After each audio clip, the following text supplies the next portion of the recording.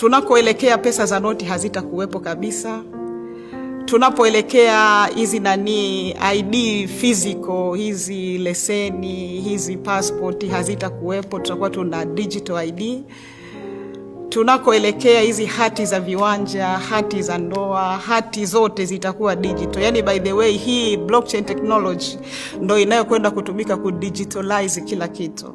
Kwa hiyo wizara zetu hizi, viwanja, hati, kutakuwa kuna special blockchain kwa ajili ya wizara ya afya, wizara ya kilimo, wizara ya ardhi. Kwa hiyo mimi na wewe tukinunua viwanja, tunalipa pesa digitally, tuna exchange zile hati digital, as long as wewe ukiapprove tu ownership inahama kutoka kwako inakuja kwangu.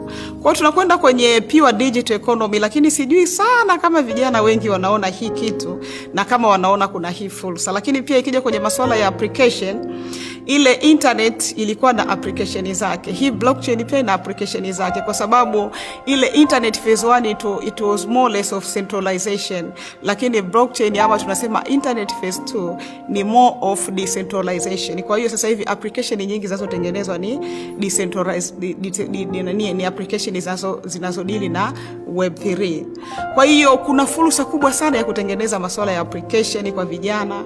Kuna fursa kubwa sana ya kutengeneza masuala ya hizi platforms za kuuza na kununua mitandaoni.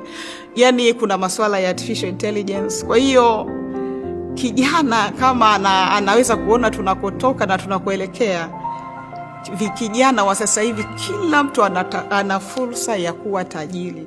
Zamani